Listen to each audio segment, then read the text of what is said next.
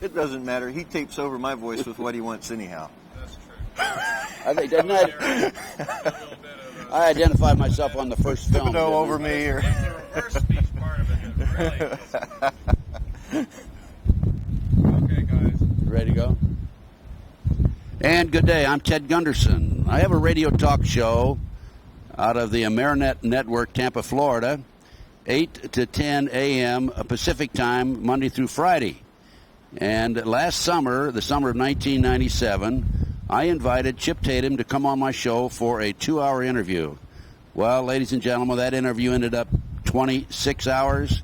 And I had him back recently for another interview, another 20-some hour plus interview. This man is full of all kinds of information. And before I leave you and introduce you to Chip, let me just mention that my radio show can be heard on Galaxy One Transponder 17, 5.58 frequency wideband audio satellite. So today I have with me Chip Tatum. This man is unbelievable. 25 years, CIA Black Ops operator. Chip, welcome to a video which you and I are going to distribute. Tell the world about what went on behind the scenes in your Black Op operation. Thanks, Ted. Great to be here. Great to be here. Great to be here. Great to be here. Chip never could speak English too well. No, this guy's very intelligent and a good man, great American. I'm very proud to be a part of his, at least spreading the information out to help Chip any way that I can. And we have some books we're going to talk about later on, the Tatum Chronicles, and Nixon's Darkest Secret, I think is, yes, Nixon's Darkest Secret, which we will discuss. But before we go into the books, Chip, how did you become involved in working for the CIA? And I guess we have to go back to your Army training and Special Forces and so forth, right? Sure. I flunked a chemistry exam in the early 70s and ended up being drafted, receiving my draft notice. In lieu of going into the Army or another service, I didn't really want to go to Vietnam. So I joined the Air Force. I was promised that I could be an air traffic controller under their Project Guarantee. They did make me an air traffic controller, but they made me a little bit different type of air traffic controller. They sent me to Army jump school and Special Forces training, and I became a combat controller. During my first tour in Vietnam, I was on a classified mission. Having completed the mission, we were captured. I spent time in captivity, and when I came out of captivity, we were debriefed by the CIA station chief out of Saigon, Bill Colby. From that time, in 1971 until 1992, I was one of the boys. Okay, now, Chip, you joined the Air Force so you could be a traffic controller, right? Air traffic controller. And you were told that you wouldn't have to worry about being in the front lines, right? That's right. Even if I did go to Vietnam, I would be in an air-conditioned control tower hundreds of miles from the enemy. So what other jokes do you have for us today, huh? I'd still like to find that tech sergeant recruiter. He probably went underground. If he knew as much about you as I do, he probably is disappeared maybe even, huh? Okay, Chip, so you're over, you had like over 100 jumps behind the enemy lines? Right. And this was before you became involved in CIA operations or before? During. During. So after your capture, you were grabbed by the CIA and they liked, what you'd done, of course. Now, what why were you captured, and what led up to that? Was this Operation Red Rock? This was Operation Red Rock. Okay, then let's go back before that. Okay. And tell us about Operation Red Rock. When did you first have an inkling that you'd be involved in this operation? Excuse me, just a minute. Operation Red Rock is a code word, right? That's a code name for the particular mission that we were on. And they always have code names, right? Or numbers. Sometimes they have numbers. Right. Okay. So when did you first have an inkling that you were going to be involved in this operation? I had just jumped in, parachuted into NKP Thailand, the base that I was TDY to, and when I landed on the pad, at the medevac pad at the hospital, a chopper was inbound, and when the chopper landed, a Special Forces captain and some other people got off. One of the patients, one of his men, was on a stretcher. The captain went in, and the colonel who ran the base was there to meet me. It was an award ceremony. When they were going in, he said something to the colonel, and they all turned around and looked at me, and I knew I was in trouble then. And what happened after that? The following morning at 3 a.m., I was called into the colonel's office. And let me tell you, folks, I was a little airman, just made buck sergeant, and I rarely had contact with a colonel in my life. One time, and that's for disciplinary purposes in Oklahoma City. And how old were you then? 19 years old. Just a kid? Just a kid. So when they told me I was to report to the colonel, I knew I was dead. I'd done something not wrong. yet. I'd done something wrong, and I was fixing to get it. But Chip, had you had Special Forces training at that point? Yeah. I had spent almost a year in Special Forces training across the United States. Sea Survival School, POW, jungle training, the works. And what did the colonel say to you when you walked into his office? He told me that I was there to join a mission, a team, a joint task force that's been put together for a classified mission, and he gave me the opportunity to talk and let him know how I felt about it. And he said, "How do you feel about this, Sergeant Tatum?" I said, "Well, sir, I'm new in country. I really don't, other than schooling, don't have the experience of someone you need for this. I think you ought to get someone else." He said, "I didn't ask you what you think. I just gave you the opportunity to accept it before I told you you're going anyhow." Okay, so you volunteered, in other words. He volunteered me. Yeah, right, okay. And what happened next? Did you go into training with these people then? With the other crew members? Went and packed up my gear, was on the chopper out of there within an hour. And where did you fly to, and when did you arrive there? We flew about 20 kilometers outside of NKP to outside of a small village where we'd set up a training camp for Team Red Rock. The person that I was replacing was their commo man. He had, on a jump, had broken his leg. And I was jump qualified. I was Special Forces qualified, so I was his replacement. And this was in Vietnam at the time? It was Thailand. In Thailand, okay. Right. And tell us about your training. It was a short 2-week training, really familiarity with one another, because we actually didn't get the mission parameters in until 3 days prior to the operation. We were primarily set in place and worked in the community, seeking out Viet Cong along the border of Laos, so that we could get some tactical training. We also were working and trying to develop tandem jump techniques, because part of the mission, and we didn't understand why we had to learn tandem jumping. That's parachuting with 2 people until the actual mission brief. But we were trying to work out tandem jump techniques, and we did it. And how many people were in training with you at that point? All 13. Just the 13 team members. Then we brought in, for each team member, there was a North Vietnamese sapper that was brought in to train with us. They were our prisoners, prisoner of wars that we had captured in battle. And these were the ones that were going to jump with you? These were the ones that we weren't sure why we were jumping with them and working with them. All we knew is that these were the men that we were going to be doing something with at that point. Did you know any of these other crew members before this? No, like I say, I was the only Air Force member of the Air Force, and I'd just been in the Air Force for a year, so no one. And did they know each other? No. And normally that's done for compartmentalization, especially when you're talking about a highly classified mission. The worst thing you can have is a group of good old boys, and there's a reason for that, In special operations, you can't have the influence of a friendship.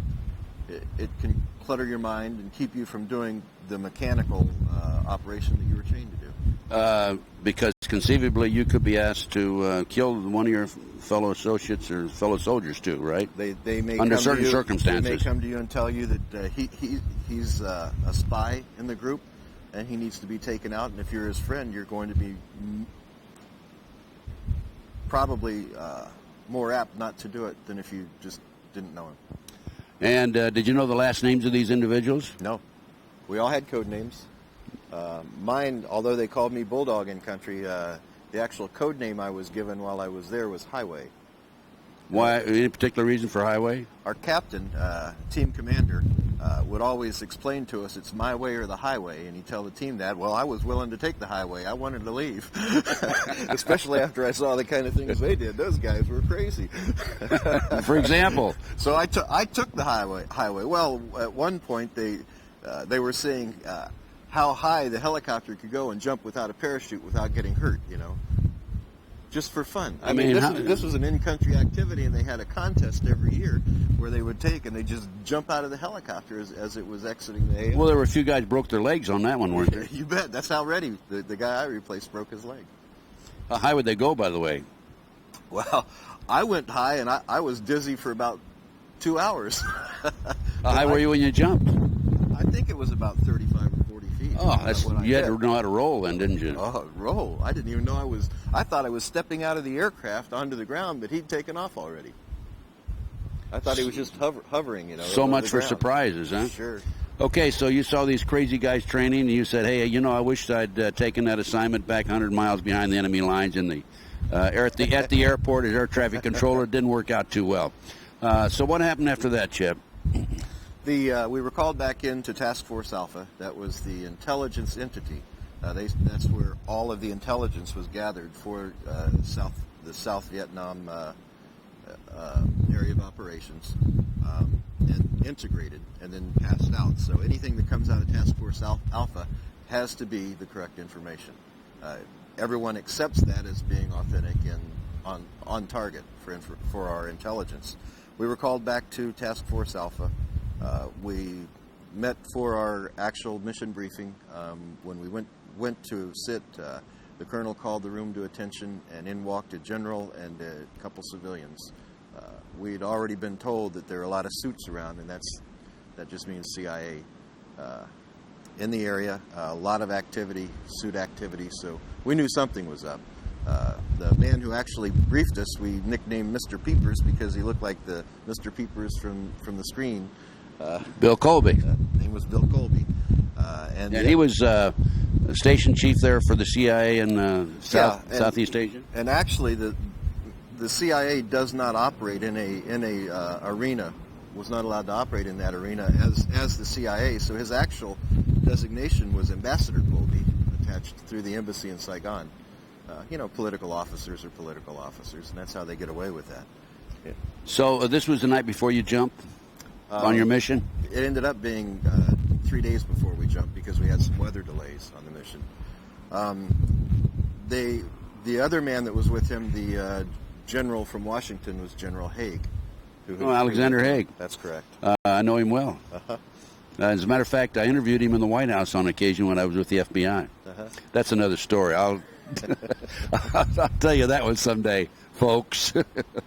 I never have revealed that to anybody about my interview with General Haig.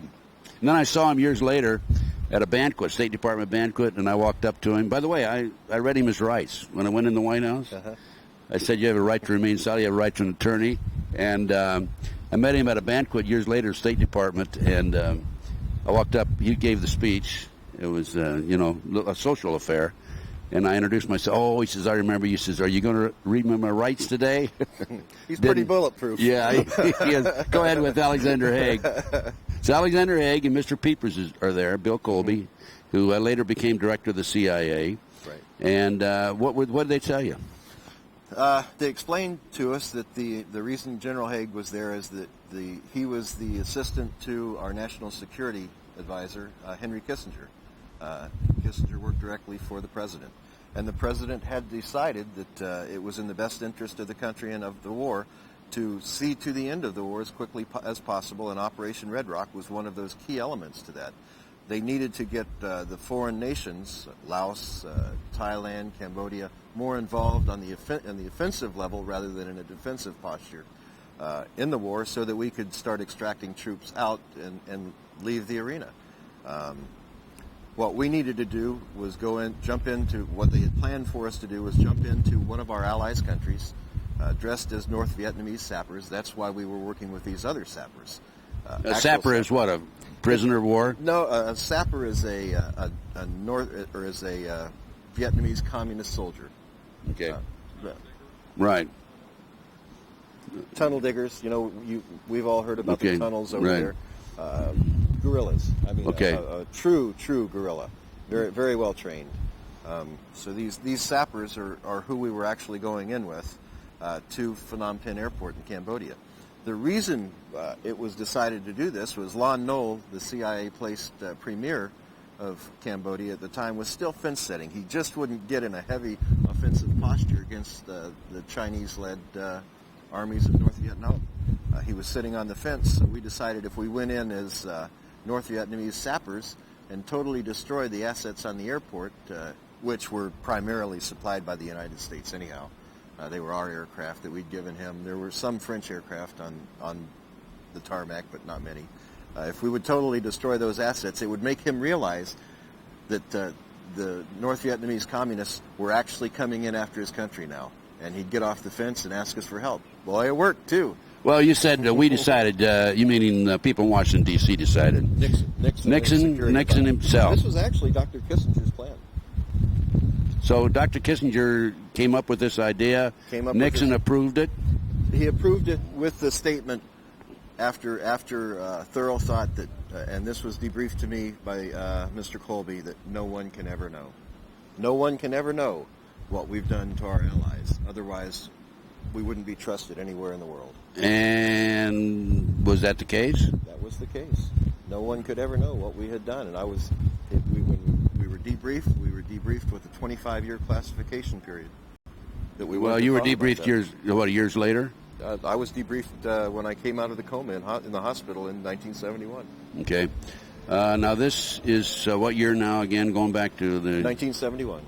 When you made the drop and you were debriefed. That's January of 71, and then I was debriefed in June of 71. Okay.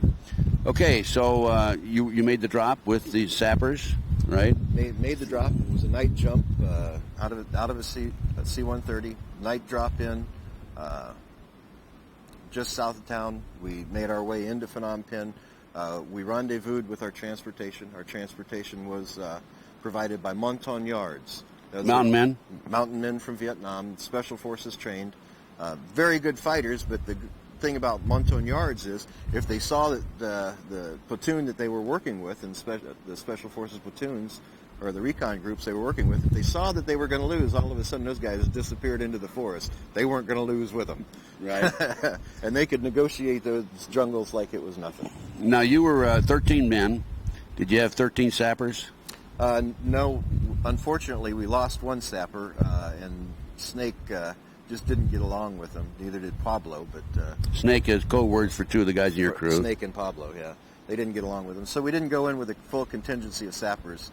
When we did jump in, the sappers had figured out that they weren't going in. We had told them, our interpreter told them that we were actually jumping in to turn them over and trade them for American prisoners, and they were in a release program. Well, they didn't believe that. So they had their own contingency plan set up, and when we were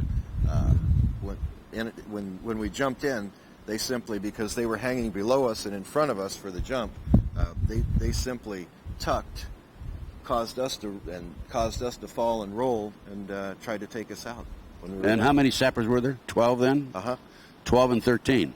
And when it was all said and done, there was 8. 8 sappers? 8 sappers were left there.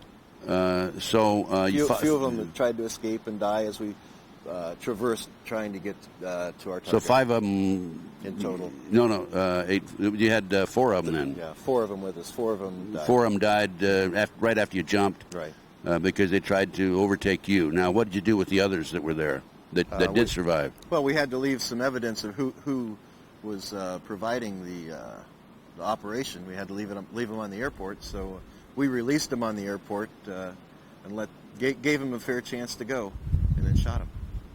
And in the meantime, did you commit your act of sabotage at the airport after that or before that? We had several different entry points into the airport. We came in the north side by the munitions dump. When we talk about coming in the north side, we didn't realize that there were mines in this called a dead zone. And it was completely mined between the two fences, and we weren't briefed on that. So we immediately knew something was up, and we know now that we weren't to return, and we were to be left there. Well, if you came in and you went through the minefield, you survived going in, right? I didn't go through the minefield. I came in the front door of the airport with the team. Okay. The ones that came in through the minefield, did they survive? Yes, the sapper didn't. Oh, I see. They sent a zapper out ahead of them? The sapper, when they figured out they were in a minefield, they let him go ahead to clear the mines. Okay. So you committed your act of sabotage. Yes. And what about ground forces at the airport, the other side? Well, it was a staged arena. The ground forces had been pulled away. There was minimum security, just a skeleton crew there. We ran across the skeleton crew of palace guards that had been there, confronted them, and had to take them out.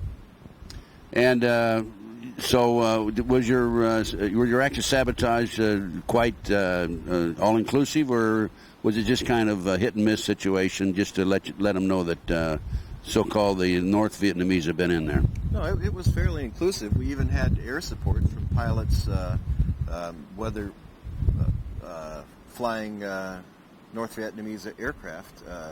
They dropped some rounds on the airport so that we could ensure that the devastation was good enough to warrant Lon Noel's participation with us. And you've completed your mission. The sappers were eliminated. You left. How many survived coming out of there? There were 13. Every one of us. Every one of you survived. Every one of us walked out of that encampment. Weren't they worried about one of you going and being identified as an Anglo at the airport, even though you're dressed in North Vietnamese uniform? And there was a contingency for that. We had what's called slap packs. It's a napalm-filled container that we could pour the napalm on the body and pop a magnesium grenade, whiskey peat, and burn their body right there. So they're not recognizable then. Sure. Yeah. Okay, you got out, and what happened after that? How'd you get out of there? The Montagnards, who were tasked with the transportation, we had a rendezvous point. We met. We exited the area of operation and started heading north out of town. We knew it was 15 to 25 miles to the northeast of town was our rendezvous point where we were to be picked up. But that, it's not like the interstates we have here. These are little roads. We had a first indication that something was wrong because our platoon sergeant, Pop, saw that we were going in a little bit of the wrong direction, and we never really turned to the northeast. And then the timing was off. All of a sudden they stopped, and it wasn't long enough to have gone 15 clicks or 20 clicks outside of town. So 15 kilometers, you went maybe, 5, 10? Maybe about 10 after we left the limits of town. Right. About so 10 you stopped, and what happened then? Well, we were in a large vegetable truck with canvas sides. It stopped, and the Montagnards got out, but all of a sudden we heard receivers click. They were loading their weapons. So Pop and my way, our team commander, moved around to the back of the truck. They each took out a grenade on each side and tossed the grenade up back toward the front of the truck on the ground. They didn't pull the pins; they just took the grenades out. That when you're a person and you see a grenade fall, you jump, you dive, you try to get out of there, and that's what the Montagnards did. When after they'd thrown the grenades out, they immediately jumped out and took control, overcame the guards. The interrogation started, and it didn't last long. They asked the first one the question. When he wouldn't answer, they shot him. They asked the second one the question, and he answered anything we wanted to know. And then you shot him afterwards? No. You didn't? Okay, so I won't go into that. Okay, now, did you find any situation there, any contingency situation in looking around? I mean, well, as we looked why around, did they stop at that particular location? As we looked around, we went out into the field, and we found that there was a large hole that had been put in the ground, and that was going to be where they were. He told us. We didn't have to look around. He told us that their job was, they were briefed that they were to kill us, and they were to drop us in a hole, and they showed us, this one showed us where the hole was. We actually used that as a command post area to call in aircraft for support, move the pickup zone from where it was to this new pickup zone. We spent some time through the day and into the evening waiting to be picked up. It was quite comprehensive what we had to go through just to communicate out of the country and get an aircraft to come into a place that we weren't. We contacted Moonbeam, which was our airborne command post in the area of operations on HF frequencies, high frequencies, and tried to get them to come in, and the pilot said, well, you can't be there because we aren't there, in Cambodia. And that has only recently, I guess in the past, 10 years or so, come out that, yeah, we really were in there. We really were operating in Cambodia. We really were operating in Laos. And these were classified arenas. So did you have an alternative plan in case something went wrong, that you would be picked up at a certain location there then? The plan that we had, My Way had thought early on, things just... He'd been through a lot of these missions as a team commander. He and Pop had decided, well, things really don't seem as they are here. There's something wrong. And I guess anytime they knew that anytime you were working with suits, you better cover your tail, because they're not going to look out for your best interest. You have to look out for your own best interest.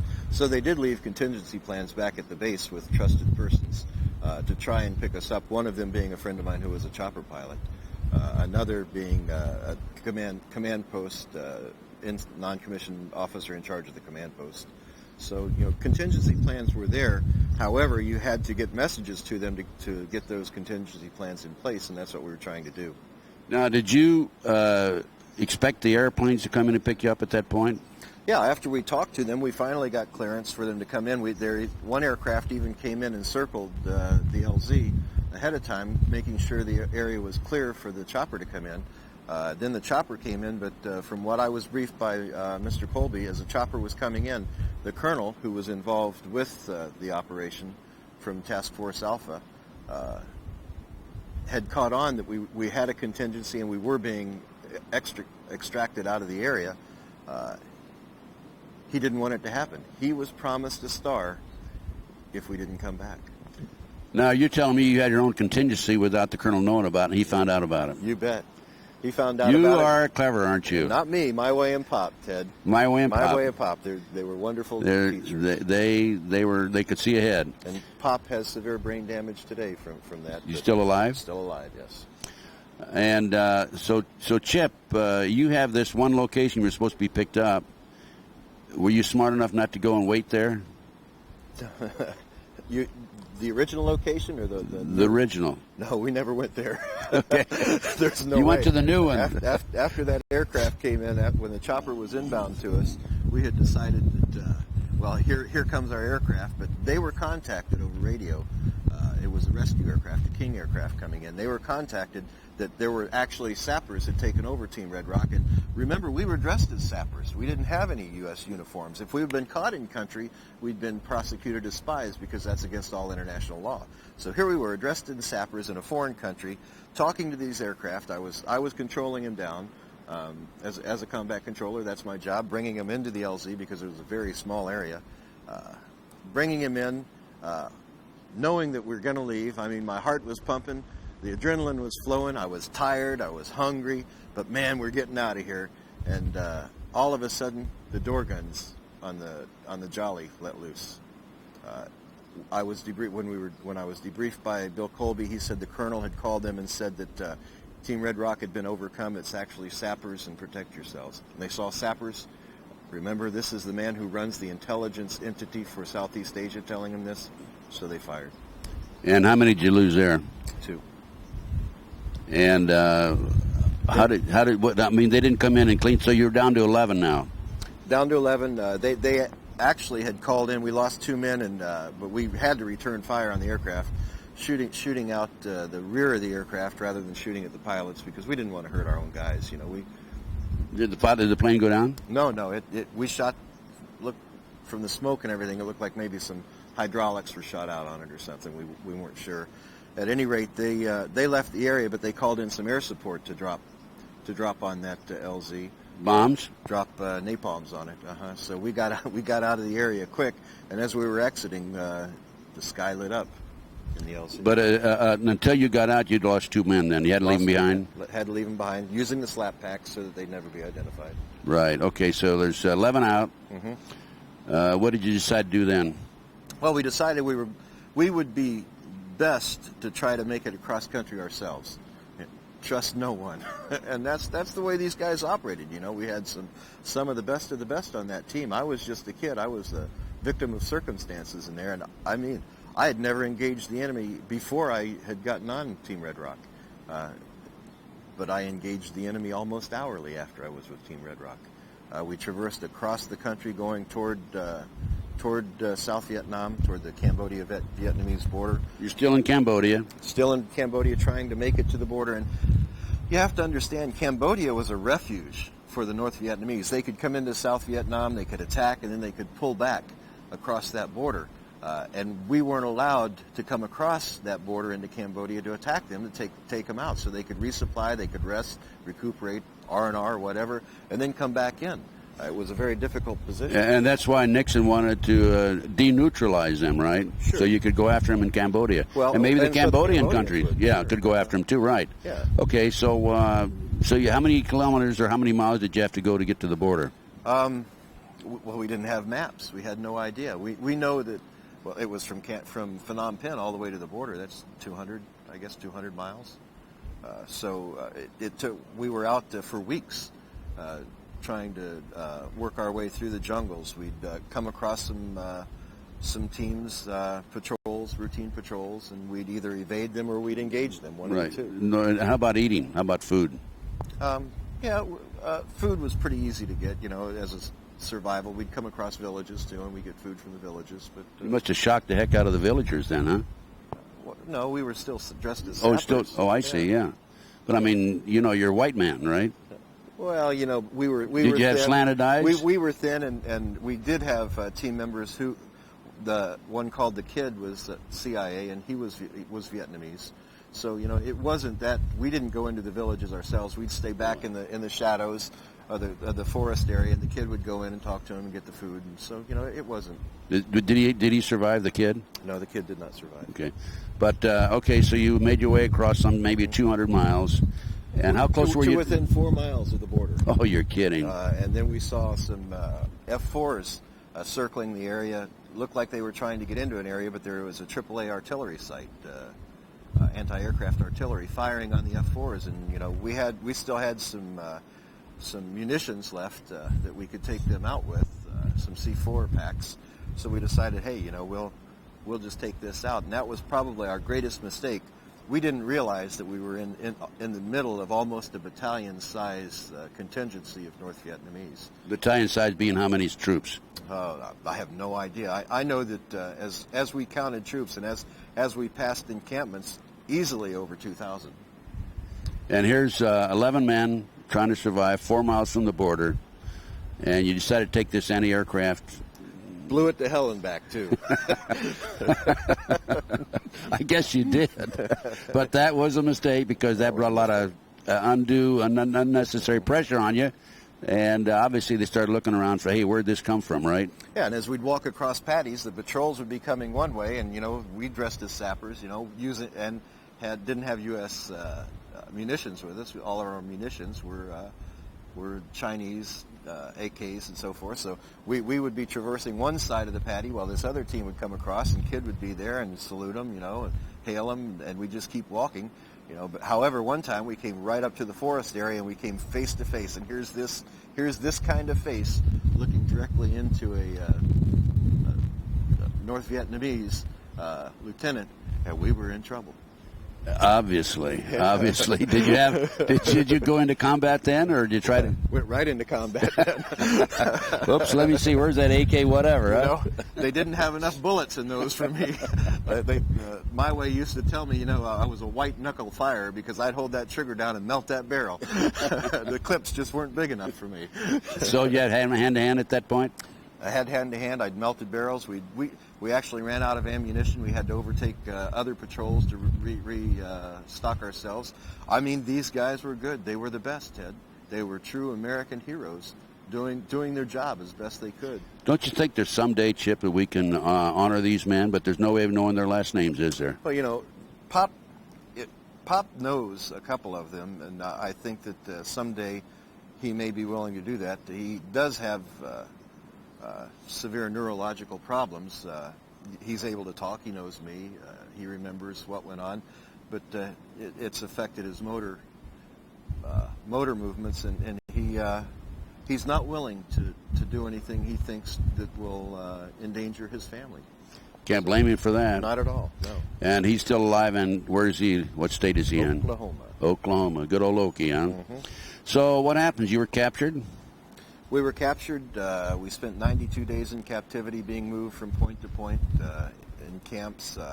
We were actually interrogated by Chinese and Soviet officers. It was never Vietnamese officers. The Vietnamese were there, Vietnamese soldiers in the encampments, because it was theirs. But the actual linguists and interrogators and those who performed the torture were Chinese and Soviet. How many do you have there now in your team? I believe 10, maybe 9 ended up in captivity. So you lost 2 along the way. Mm-hmm. And where did they incarcerate you? They started moving us in the jungles along the border area, not knowing that we were only 4 kilometers from the border. We just know we were being moved.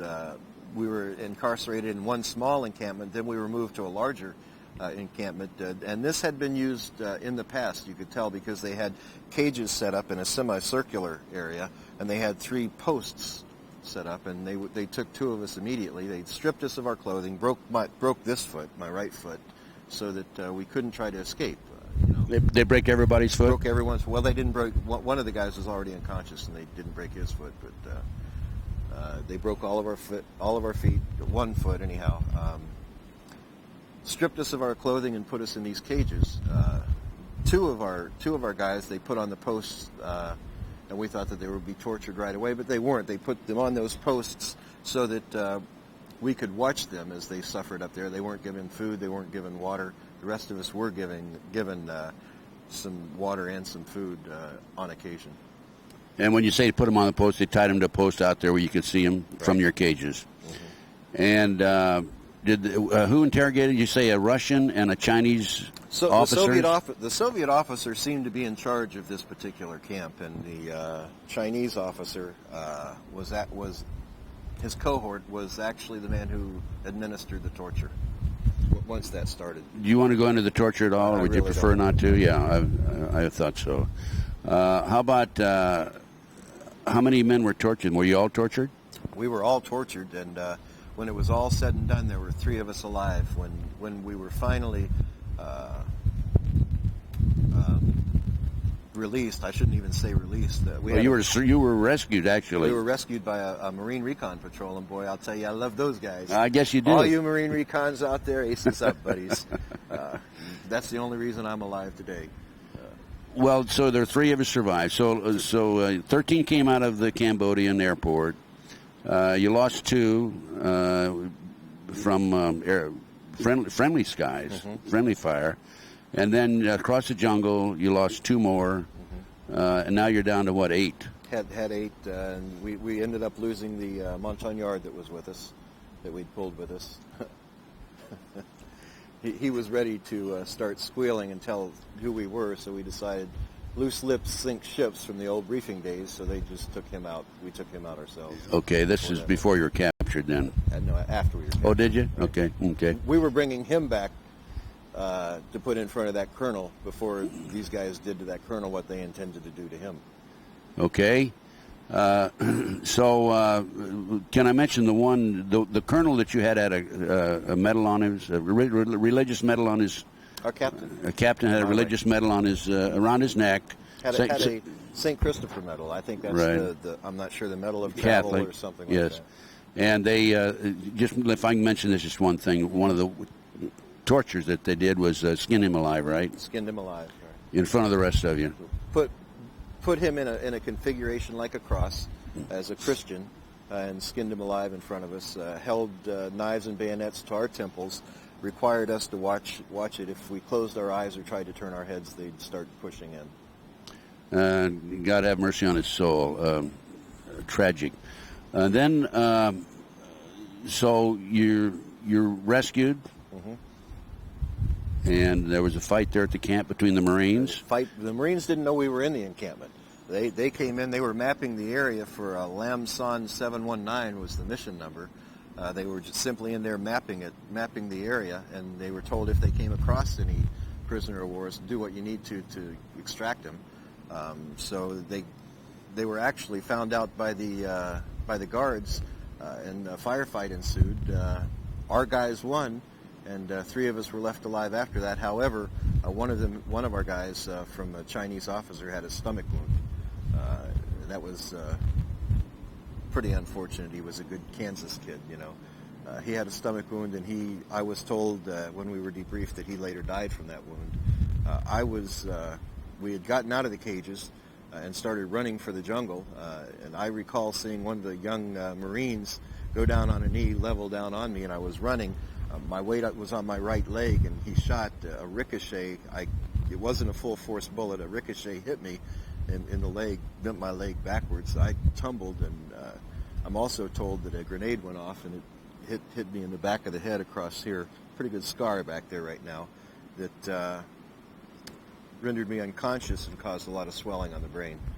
So I was air-evac'd from Saigon. I was air-evac'd into Clark Air Force Base in the Philippines.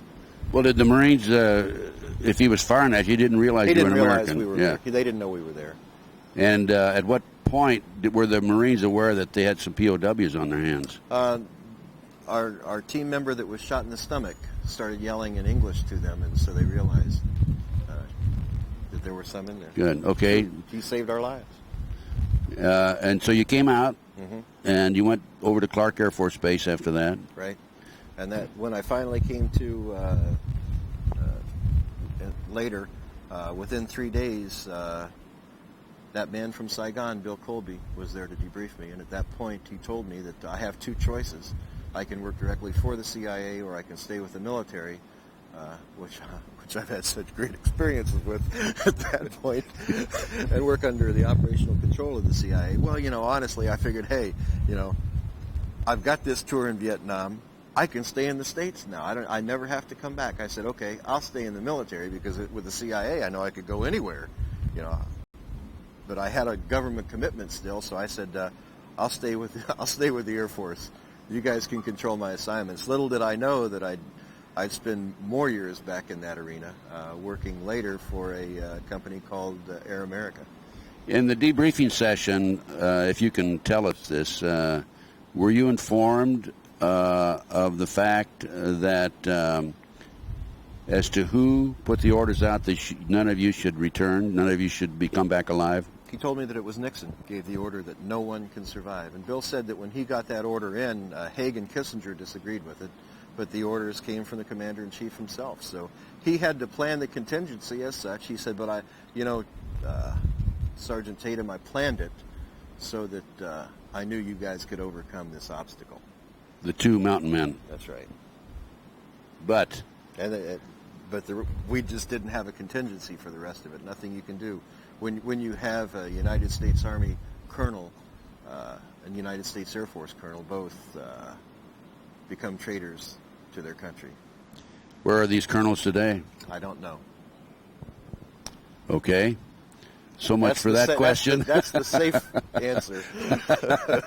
I wouldn't put money on that one. Okay. Anyway, so be it. Let's leave that as is. You come back, you go to work for the Air Force on a contingency plan to also work with the CIA, right? Operational control. All my orders at that point would be controlled by the Central Intelligence Agency. They would work through...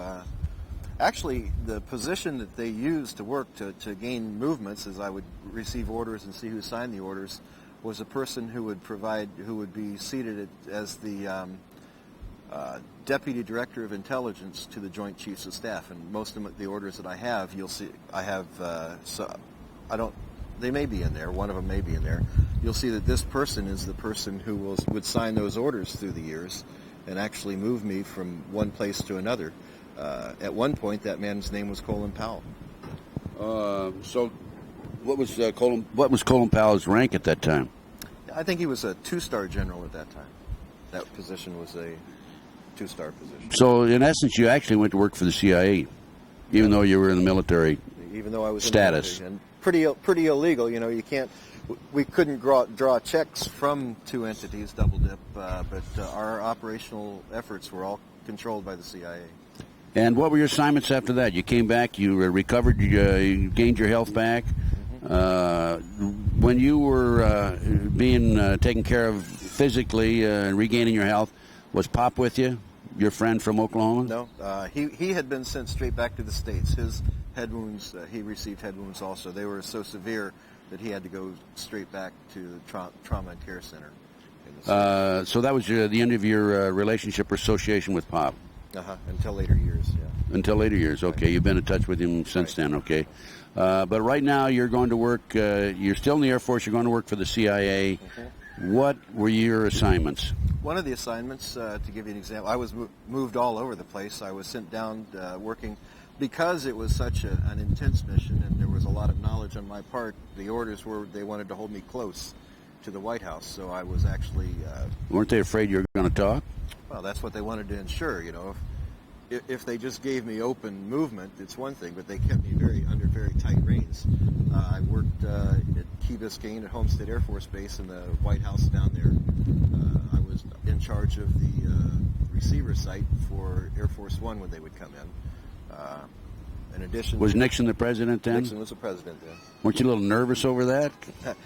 As a matter of fact, myself and my NCOIC were going out to the control tower to bring in Air Force One at one point, and he had made a mention to the Secret Service as they were checking badges of personnel going in, saying, he said, "Can I see, what are you doing in the area?" And the Master Sergeant said, "Oh, we're here to see the crook." We found ourselves face down by the Secret Service, and then when they got our credentials, they said, "What are you guys doing talking like that?" So, little did they know, huh? Well, he was just joking, you know. Yeah. Little did they know that Nixon, Nixon had given the order that you were not to return from an assignment. And in I never Cambodia. told him that, you know. Right. I had never told my NCOIC. I kept my lips closed and zipped for all 25 years, and in 1996. That was the end of the 25-year classification period, and I started my book then. But before we go up to 1996, Chip, you had some assignments involving drugs and drug running by the CIA, right? Well, and yeah, you're not reluctant to talk about that, are you? No, in two different arenas. In in the Vietnamese conflict.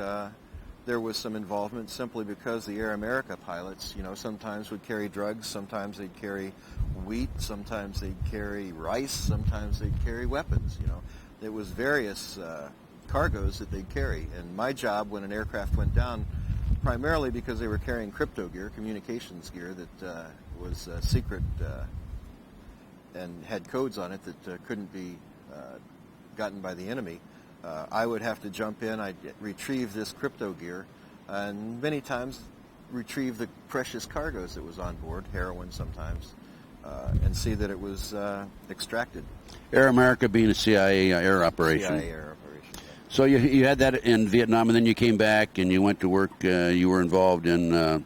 Actually, when Nixon went to Peking, I was involved in that. Okay, tell us about that. I was sent ahead of him into a place called Guam. I controlled the aircraft across, and then I was moved over closer. And What year are we now? That was, I think, 72. Okay. Maybe 72. So you went to Guam. You were to control the air traffic.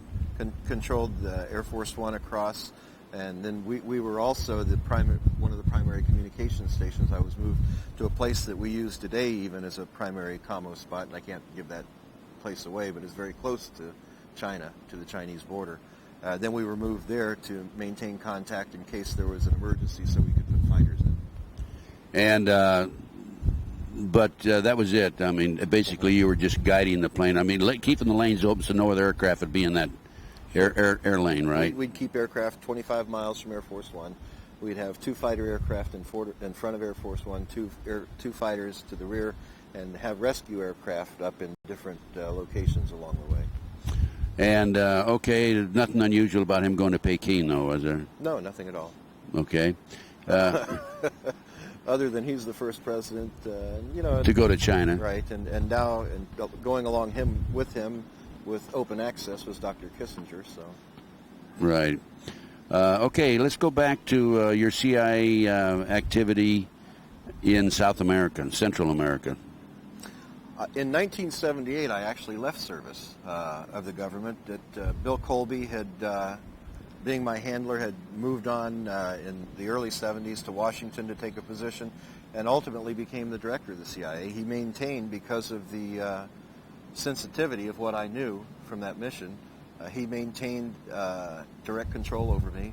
And when he passed the baton on to the new director of the CIA, that new director called me back out of the field. I was in Yugoslavia at the time. Colby debriefed me, and Mr. Bush rebriefed me. And he was explained during the briefing and debriefing that I was loyal, I was a good man, and anything he needed, I was a trusted entity, and he could count on me. I had no problems with that. Bush was head of the CIA at that time, and he personally debriefed you? He personally in-briefed me as his personal... In-briefed me, yeah, right. Mm-hmm. As one of his personal assets. Right. So that was my first contact with the man who would someday become president. Bill had become a good friend, Colby, through the years, and worked with me, trained me, taught me the ropes, and he told me, he said, Chip, you do have some enemies in Washington. You know that Haig and Kissinger are very powerful men. Nixon's a very powerful man. You need to be sure that maybe you need to leave government service. You don't have me up here to protect you any longer. So I did. In '78, I left. I relocated to Colorado, started my family, got married, relocated to Colorado, started a little sandwich shop, and I was in the sandwich shop one day, and in walked these two guys with sunglasses and suits again. God, those suits. Okay, you're jumping ahead now. I want to go back out to Central South America. Are you avoiding that, or no? We haven't gotten to that. You haven't? That really? Was in 1980 when I was reactivated. Oh, in 1980 you were reactivated. Right. Okay, so you go to Colorado, and all of a sudden, two guys with suits walk in with sunglasses, and what do they say to you? They say Bulldog, and I just thought, oh no. And I didn't answer. Then they said Pegasus, and that was the code name that I was given. So I knew, I didn't know who they were at first, but when they used Pegasus, I knew I was toast. Right. Pegasus was a code word used for your operation. Right. You personally? That was my code name. Okay. So I was told that my new assignment was to go to a place called Fort Campbell, Kentucky. But you were out of the service then. As a reserve officer, you're never really, No, you're in the reserve. In the reserves, right? Okay. I was reactivated. I was sent to a place called Fort Campbell, Kentucky. They decided after the problem in the desert, trying to get the hostages held in Iran, where our aircraft all went into one another, that they needed a task force set up for anti-terrorism. So they decided they'd put together an aviation task force at Fort Campbell, Kentucky. They took CIA assets, CIA officers. They put them under the control of the National Security Council. And they built this new unit called 160th Aviation Company that really wasn't on any of the military TO&E equipment lists. So there we were. Another covert operation. Another covert operation building itself in Fort Campbell, Kentucky. During the time from 1980 through 1984 that we were building that unit, testing different techniques of flight, testing different flight platforms. A lot of them I can't talk about. We would get into some heavy losses because we were doing things that never were done with these helicopters and other aircraft that we were flying. And so on one particular occasion, we lost one of our unit commanders, a major, flew into some high power lines during a nighttime exercise. He was killed. His co-pilot, a warrant officer, had his legs cut off. During the post-crash investigation, a man from Washington came in, and he identified himself as Jake. He was accompanied by another man who wouldn't identify himself, and so we just nicknamed him the Snake. Jake the Snake. Jake and the Snake. That's who was there. He was a pretty slimy guy, We would later find that Jake was a person who was attached to the NSC, and his actual name was Oliver North. And that's your first contact with Ollie North? That was my first contact with Ollie North. And so what happened after that? We had, the United States government had pushed for a little rebellion down in Central America. a place called Nicaragua. They had pushed and helped organize a group of rebels called the Contras. They talked them into fighting against the Sandinistas. I don't know why. I have some ideas why, but I won't get into just my ideas because I don't know why, other than someone thinking that it's a terrible thing that a country have its own sovereignty and not do like we are. Have this and not be ruled by the CIA. Right. At any rate, the CIA promised that they would fund and they would back this rebellion, but a man named Boland came out with an act in Congress that after we had set this thing up and it started, the war was in full swing down there, didn't allow us to support them any longer, except in a humanitarian effort. So the next thing I knew, I guess because of my contact with the then Vice President of the United States, who actually oversaw, by National Security Decision Directive Number 2, actually oversaw all intelligence operations. George Bush, having been personally handled by him, and him knowing that I was reactivated and working in this Special Operations Unit in Fort Campbell, Kentucky, they said that we want you to go down posing as a humanitarian down there. And in the briefing with North, I said, what do you mean as a humanitarian? He said, you're going to be a medevac pilot now. You're going to fly medical aircraft into these Contra camps. That's humanitarian. It's allowed. And you'll serve, in the briefing he said, you'll serve 3 entities. You'll serve the United States Army as a medevac pilot. You'll serve the United States Embassy through the military office. And you will serve, and that was CIA, that portion. And you serve the Pegasus operations, that we'll call it, because of your code name. And Pegasus operations are directly controlled by the NSC.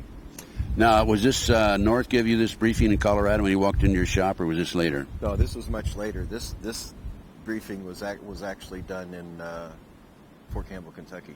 Then the next thing I knew, North gave you the briefing there? Right. So North walks into your shop in Colorado, says, "Hey, come on." No, two agents walked into Oh, the it wasn't shop in North. Colorado. I thought No. Jake was North. No. No, okay. Well, Jake was, but Jake and the Snake came to a crash investigation where my commander had gotten killed. I see. Okay. At Fort Campbell, Kentucky. Right. So the people who walked into Colorado, that was not They North. were just a couple agents coming in to let me know I'm going back to work. Okay. All right. And then you were briefed by Ollie. I found that they were actually NSA. Okay. So you want to explain what NSA is? National Security Agency. They do a lot of the background checks and everything in the United States. A lot of the spooks who listen to everything that's said here is NSA. Right. The communications mainly is their job. Like wiretaps and keeping track of all of us via the telephones, and that's their job. So you're in Fort Campbell. You're given this assignment. You're going to be flying in and out medical supplies, right? And where are you flying these medical supplies out of? Out of the Contra camps. When I finally went down posing as a medevac pilot, we went into the Contra camps. We'd always take coolers in. Usually the coolers going in were C4, explosives, grenades, things like that. And we would bring medical supplies out, and those medical supplies we would bring out in these coolers, big 124 quart coolers, was actually packages, bricks of cocaine. Okay. Did you actually see this? Actually saw it, actually tested it. And where did you do this? We did field tests right in our medevac offices in Pomeroy Air Base. So before you put it on the plane, you tested, make sure it was real cocaine? No, we tested them on several occasions. We didn't test every package, but some occasions they were delivered to our operations headquarters at Pomeroy to take to an aircraft at a different location to fly out of the country. And whenever that happened, I would actually do a field test on it right there. On occasion, when I could get away with it without anyone seeing me, I'd do a field test on the aircraft. That was pretty hard to do. Chip, you're flying out of what airfield in the United States? In Honduras, we were flying out of the Contra camps into 3 airfields. One was San Lorenzo, one was Pomeroy, and the other was in the northern part of the country called La Mesa. From there, the coolers were picked up by C-130s, C-141s, or civilian 123s. C-123s run by a company called Corporate Air Services out of Ilopango Air Base in San Salvador. Corporate Air Services also being CIA. CIA. And they were flown back into the States, I would find on a meeting on March 24th, 1985, that there were actually 3 different legs that stuff was moved on, and those legs were into Ohio, into Colorado, and into a little place in the center of the country in 1985 called Arkansas. What airfield in Arkansas? I know that there were 2 airfields in Arkansas. One was Arkansas Air Force Base, and the other one was a place called Mena. And how about in Ohio? Into Dayton, Ohio, and then in Colorado it was into Lamar, Colorado, and Pueblo, Colorado. So you learned that the drugs are coming in then? Oh yeah, cocaine. Yeah. On CIA planes? Everything went through Panama, and then from Panama it was distributed out. Were they CIA planes or military planes? Military and CIA. Both, huh? Yeah. Now, you tested it personally. Do you have any documents that would indicate that this is so? Yes. Oh, you do? Yeah. I had no idea. Of course I did. Of course I did. That was a loaded question, Chip. I know it was. I knew the answer to that before I asked it. Okay, tell us about that. When I started finding the cocaine on board the aircraft, I decided, hey, this could go one of 2 ways. They could set us up pretty darn quick here if they ever wanted to get rid of us. Because of our knowledge, and especially because of my knowledge, because Bill had told me, Chip, watch your butt, buddy. You have some real enemies here in Washington. So what I did is we would be required to file flight plans when we'd leave Pomerola Air Base, where we're based out of in Honduras. We'd file flight plans, and when we'd come back, I'd go to base operations and write on the back of that flight plan what we found, where we took it, who was on board the aircraft, and what went on during the flight. Basically, I debrief right on the back of flight plans. When a trusted Honduran official, who happened to be the brother of the Honduran Army Chief of Staff, saw what I was doing, he said, "We're going to keep these, in a safe place. This is our insurance, Chip." I said, "Oh, okay." And those notes are available in, right? Tatum Chronicles. In the Tatum Chronicles. I'm sorry, those notes are available in the Tatum Chronicles. I went back to Honduras in 1985 and picked up those certified copies that are in those. In the Tatum Chronicles, it talks about all the people that you've heard of today involved in Honduras, involved in the Contra cocaine issues. Not only that, it also talks about persons before it even happened, because these are certified copies that were sealed in 1985 by Honduran officials. It talks about people who needed to be neutralized and assassinated, and who later were killed. And Chip, what'd you do with these documents, besides hiding them around the world? I also published them in the Tatum Chronicles when I was charged with treason. I was told to give these documents up, or I'd be charged with treason and be put to death or spend life imprisonment. So I called the Secret Service officers that came in and told me that were tasked to tell me this by the president, and I called them in and I said, "Okay, boys, I've got the documents for you. Come get them." In the meantime, we published this, sent it to the White House Library, sent it to the White House, to James Dorskin is his name, the personal assistant to the President, Clinton, sent it to Mr. Bush, sent it to others involved, and to Capitol Hill. And then I gave these guys the copy of the Secret Service agents, and they said, "You just signed your death warrant." I said, "Kill me, boys. Let's go." And I might also mention that you had some other papers and other documents you held back, right? Over 25 years, I was able to compile quite an insurance policy. These documents are nothing compared to those documents. I feel comfortable in coming forward with these, and the only reason I'm coming forward with these, I had no intention of ever doing anything with these, but when they went after my wife, they went after an American citizen, and that's unacceptable in my mind. Going after other foreign intelligence officers, foreign politicians and all, that's just part of the spook business. That's what we did in counter-espionage, but you don't do that against our own citizens. When you try to neutralize an American citizen, you've gone against everything I believe is right, and I'll do everything I can to expose the men involved.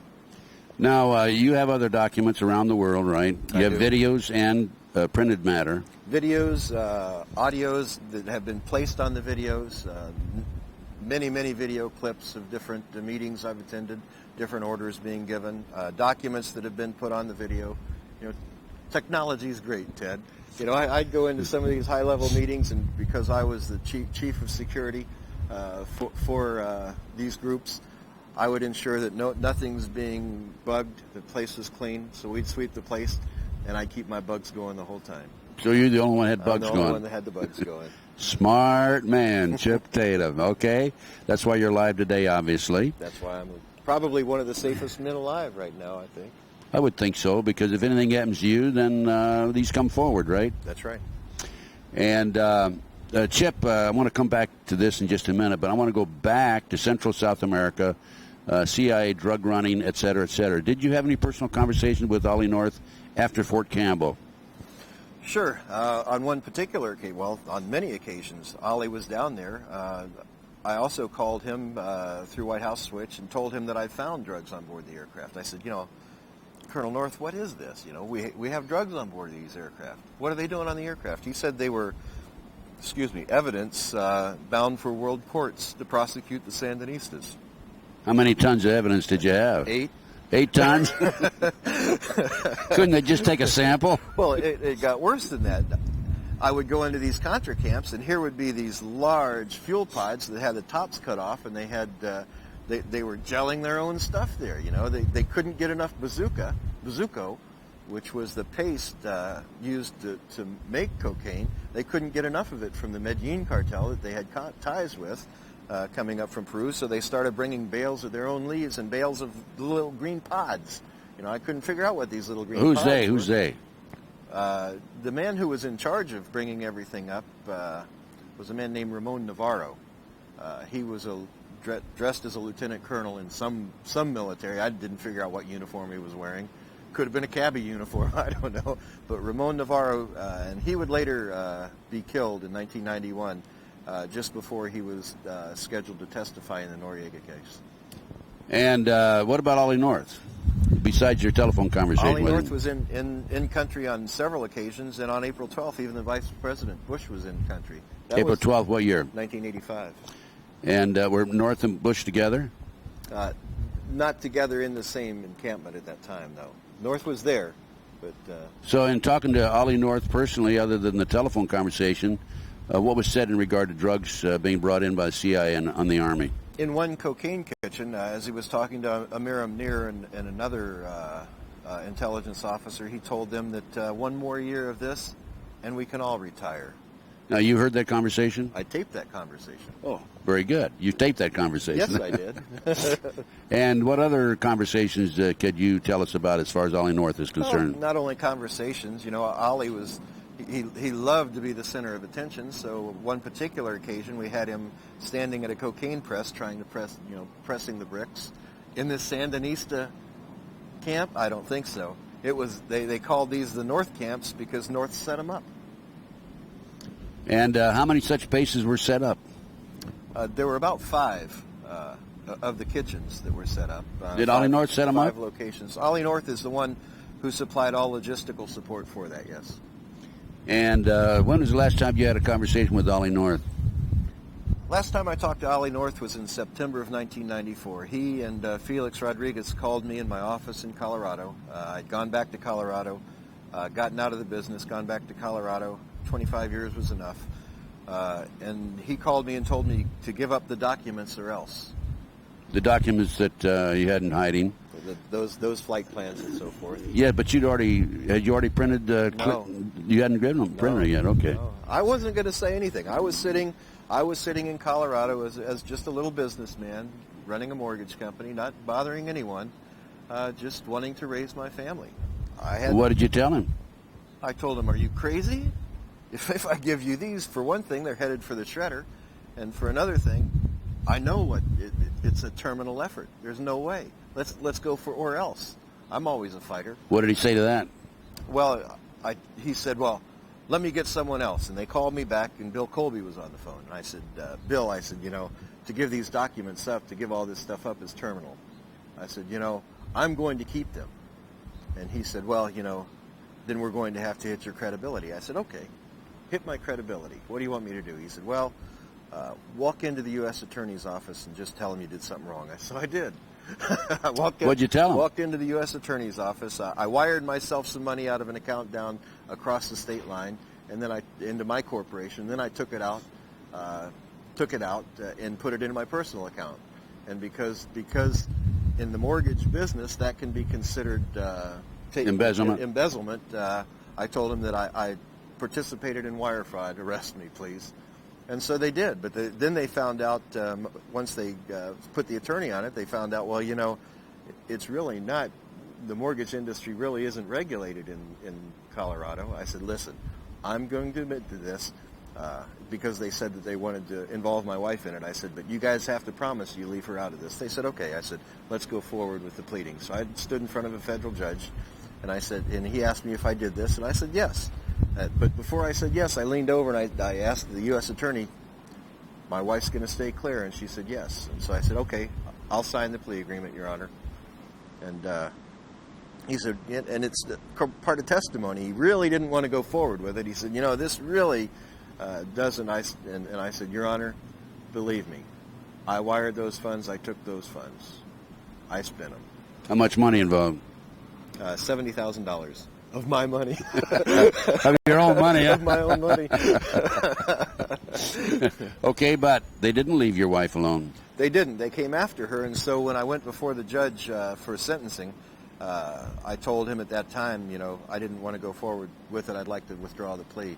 But it was too late at that point. He said, the thing to do is, after this is all done, you can go ahead and ask that the plea be withdrawn at the appeals court. And that's where we're at now. And you're getting ready in a couple of days to go in. You've appealed it. The appellate level, you're going to have a decision in about 2 more days, right? On the 24th of February. Are you looking at prison time? No, I don't think so. I've already spent 2 years of that time in prison, and I don't think that they want me back in prison. I really don't think they want me back in prison. They want you to be quiet. I was due to do 47 months, and the last thing they wanted was me in prison, simply because there were death threats against me in prison, and 2 NSA officers came in to see me when I was in prison at Jessup and told me that the warden advised them that there were people that wanted to kill me from the Mexican Mafia and the Crips and the Bloods, that I had crossed them the wrong way. I'd hurt some of their men. Actually, I didn't.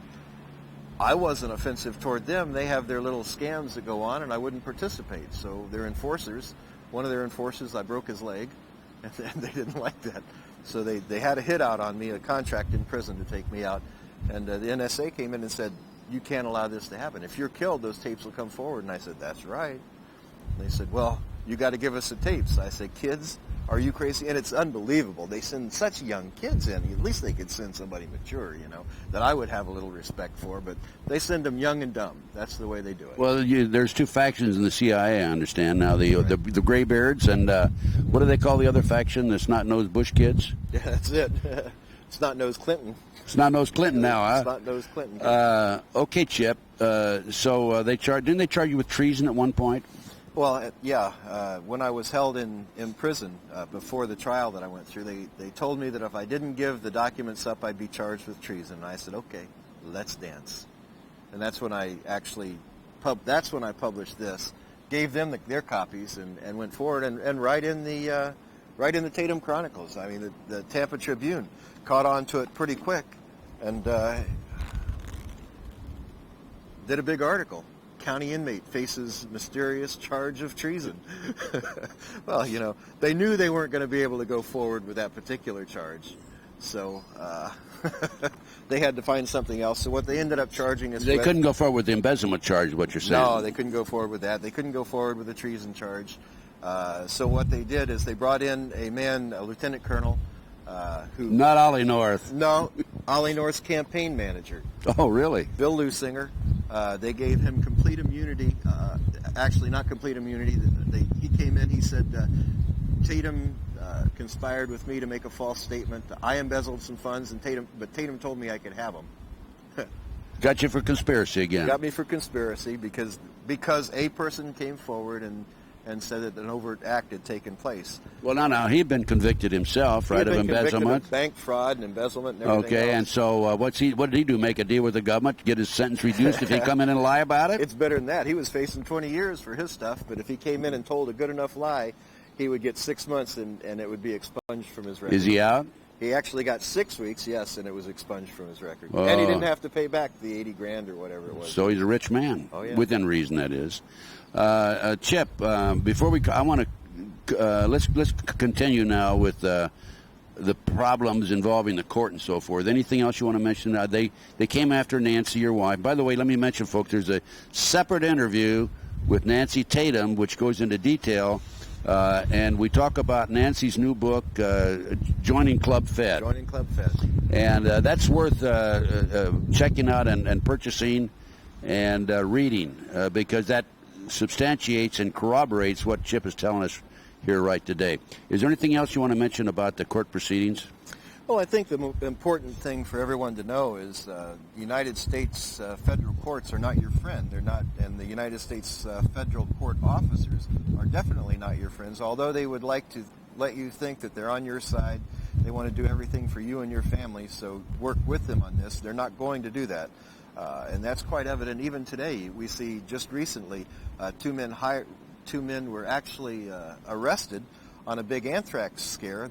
The courts didn't investigate it. They just got from a non-credible source that something was happening, and they went out and arrested them. This is Larry Wayne Harris and Bill Levitt. That's in correct. Las Vegas, Nevada. And now they're finding out that these microbiologists were actually putting together a vaccine for anthrax. You know, they don't think. And I told the new. By the way, I was personally involved in that case. I had interviewed Larry Harris a day before he was arrested on my local talk TV station program, Ted Gunderson Intelligence Report, and the media talked to me after they were arrested. I said, nothing to it. Believe me, it's going to go away. These men are not terrorists.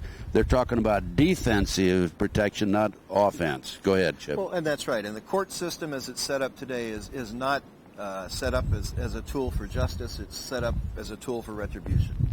Anyone that they want, they can get. And you're going to spend 2 years in jail until you get to appellate level where you have a little bit of a chance for justice to be heard, but never at the district level. Chip, going back to George Bush, how many conversations did you have with George Bush? Hundreds. Hundreds when he was head of the CIA? By phone and in person or both? Not as many, probably about 30 at the CIA, but more post-CIA after 1986 when I was placed into what's called the operational subgroups, where I worked alongside Danish intelligence, Turkish intelligence, British intelligence, Mossad. We had groupings of foreign intelligence officers that worked directly under the Vice President and later the President of the United States. Did George Bush have knowledge about the drug operation coming out of Central America and South America? Yes. Explain. Well, he was in one of the camps. That Produced the cocaine. Yeah, but did he know about it? He was standing at a press. George was also, in addition to Ollie. George Bush was standing right at a cocaine press. And did you have a picture of that? In a place called Roos Roos. I have a picture of something. Okay, we won't go into that. So George Bush was aware of it, too. Ollie North was aware of it. How about Clinton? Bush was absolutely aware of it, and I can say that because on the 24th of March, 1985, William Barr, who would later become Attorney General. Attorney General, know him well, know of him well. William Barr actually called Vice President Bush via SATCOM and talked to him about the loss of over $100 million in assets of the enterprise. And we all know the enterprise today as being the company that, or the operation that Ollie North set up. $100 million? And who got their grubby hands on that? It was decided that there were three entities involved, not one particular person, but Noriega had involvement, that Barry Seal had involvement, and that the governor of Arkansas, who was involved in it at the time, Bill Clinton, had involvement in it. And of the three, Seal has been murdered. Noriega's in jail. Noriega was to be murdered, though, during yeah, the assault. They took the troops down there in '89, to eliminate him, and he survived by going into, I think, a Catholic church, didn't he? Or Right. Well, Bobby Hunt, SEAL Team 2 commander, had orders to go in and shoot Noriega when he tried to get out at the airport. He never showed up there because we told him ahead of time. The CIA told him he's a friend of the CIA. He was an enemy of Bush. That's nothing more than a business deal gone bad. We let him know ahead of time that there was a contingency coming in to assassinate him, needed to get to a safe house. So he chose that particular church as a safe house. the Catholic church. Catholic church got cameras out there so that he was safe. And now the only one that's left is Bill Clinton. And did Bill Clinton take the $200 million, $100 million, whatever it was? He got a large portion of it, very large portion of it. However, I'm going to tell you now, Bush is a very vindictive man. I don't think that Clinton's out of the water with it. I think he's still in some hot water, and that could be a lot of the pressure that he's seeing today. It may be a little bit of a vendetta to get even. You never have to get even tomorrow, Ted. In the business that we're in, you never push for something to happen right away unless there's an operational need for that.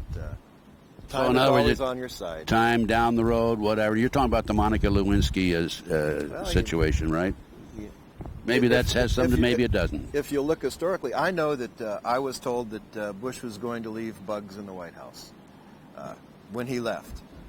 Why would he do that to another president unless he has a personal interest or personal vendetta there? The bugs in the White House, folks, don't mean electronic bugs. The best bug in the world or the best information in the world is called human intelligence. So what you do is you take these career White House personnel and you put them in the White House, and they're listening and they're keeping track of everything that's going on. Well, it's hard to put an electronic device in the White House. If Starr thought that he could take Tripp or Lewinsky and put a bug on them and get them in the White House, all they'd end up was that person in prison for trying to bug someone in the White House. You don't get into the White House with a bug, but you get in there with a brain that can keep that intelligence in it and pass it on. That's how you get in, and that's how you bug the White House. So he always had constant information flowing to him from the White House from career workers in the White House. Why did they all of a sudden throw these people out of the travel office? Perhaps they thought that maybe there was a little intelligence work going on there. Probably. Tripp. Clinton, yeah. Let's look at Tripp. She was taken out of there right after Vince Foster because she talked about it. Wham, she's out of the White House and into other areas. There's a lot to be looked at that's just overlooked by the mainstream media because I'm told I have a pretty devious mind. Well, it's because I worked for these guys and I know how they think. Chip, as far as Ollie North is concerned, you told me in one of the radio interviews I had with you that you had some recordings, audio recordings of a conversation in the back of an airplane. Was that with Ollie North or somebody else? No, that was with Mike Harari and a man named Raymond Buddy Young. That was actually presented at our SEPA briefing in Tampa, Florida to Judge Adams. The recording was presented. We have transcripts of that, and we've actually put them in the Tatum Chronicles. So now, when you say SEPA, you're talking about your hearing before the judge where you discuss classified information, right? Right. During the course, as we were leading up to the trial, there are certain filings that have to be done prior to a trial and hearings.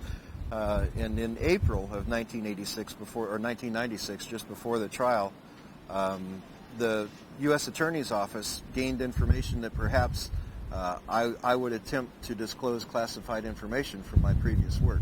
So they filed a motion with the courts that required me to file a briefing, an actual brief, outlining any classified information that I would attempt to use in my defense.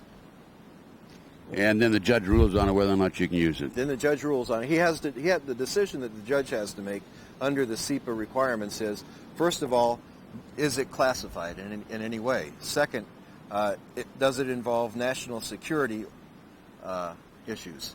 So after being presented with that material, and it has to be done in declaration, under oath, the materials were provided to them. And let me tell you something. If anything I said in there was false, I would have been charged with perjury. There was never a perjury charge. The issues that were given to him were investigated.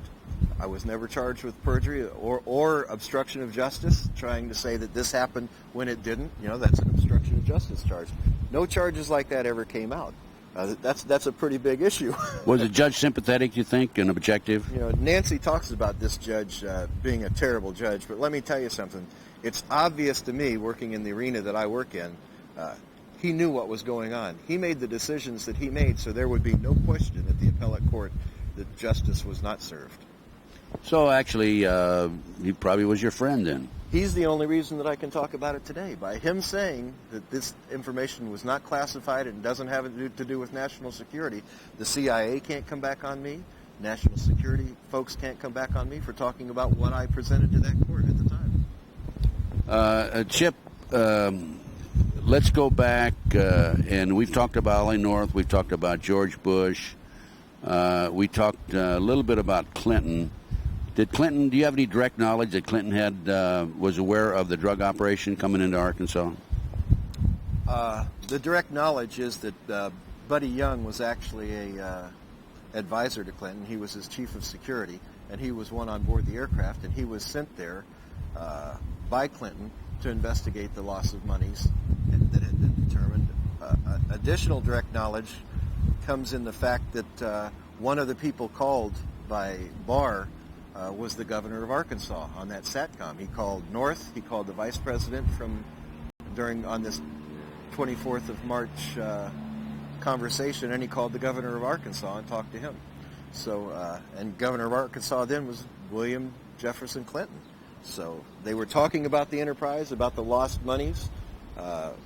And additionally, in earlier years, and when I was at Fort Campbell, Kentucky, I actually flew several missions carrying medical coolers again with money and drugs in it into Arkansas. Out of where, Fort Campbell? Out of Fort Campbell. It was delivered to us by the 324th Med Battalion. Out of the South America? Out of South America. They were operating in the South America in Honduras. It was flown by C-130 to Fort Campbell. It was marked medical supplies. Donor organs, this particular one was marked. And we were advised to give it to Dr. Lassiter at Little Rock Air Force Base. So we flew it to Little Rock Air Force Base. I opened the coolers. I don't fly a cooler without opening it. I don't fly anything without opening it. Let me tell you why I don't fly coolers without opening them. I was told by Colby earlier that Torrijos died simply because they put a cooler marked donor organs on his aircraft that blew up in flight. So whenever I see a cooler, I open that cooler. And what did you find in the cooler? We found a large sum of money and 3 kilos of cocaine in one cooler. In the other cooler, we found all cocaine. Those 2 coolers were picked up by Dr. Lassiter, who actually ended up being, as we found out in later years, a man named Dan Lassiter, who was convicted for trafficking cocaine in Arkansas. However, he was pardoned by the then governor of Arkansas, Bill Clinton. And did you have any information that Clinton had direct knowledge of that? No, you flew him into Arkansas. Was Clinton there waiting for it, or was there a limousine there or anything like that? We had to wait over an hour and a half for Dr. Lassiter to show up. But when he finally showed up, he showed up in an entourage of vehicles. There was a van, there was a stretch limo, and an unmarked police car. In the coming out of the stretch limo, Dr. Lassiter came forward. He had 2 people with him. One stayed at the car, and one came over. He introduced the one that walked over to the aircraft to pick up the coolers as the governor of Arkansas. And the governor of Arkansas extended his hand, and that's the first time I shook the hand of William Jefferson Clinton. He wanted to let me know that the people of Arkansas appreciated me bringing those donor organs. He didn't know you'd looked into them. He didn't know I looked into it. Do you have that in your book? Yes, I do. Yeah, that's in again the Tatum Chronicles, right? Okay, Chip. Now, what about the truth serum, truth drugs that the CIA uses? We need to talk about that. Sure. People can be alert for it. You know, I talked a little bit about in those containers down in South America, the processing that was done, and during the processing of cocaine, there were these little green pod-like things. I would later find out, working on the international side, that these little pods came from the nightshade family. They were used to produce a chemical called a form of what's called scopolamine, but it's a much, much stronger potion than what is commercially made. This stuff's made from the orange blossoming trumpet from the nightshade family, and we use it. We nicknamed it. It's called Burudenga, the voodoo drug. We use that to drug a target. We can put them under our complete power with a properly induced drug. They'll do whatever we ask them to do, and when the drug wears off, they won't remember anything that went on during the drugging. Used quite extensively. Used quite extensively, yeah. You know, every time I hear of an instance, to give you an example where an assassination is committed and someone comes forward and on the political side, now not just in a small town, but on the political side when there are political assassinations like Rabin. I was in prison at the time, but there's no doubt in my mind that was a Burudenga assassination.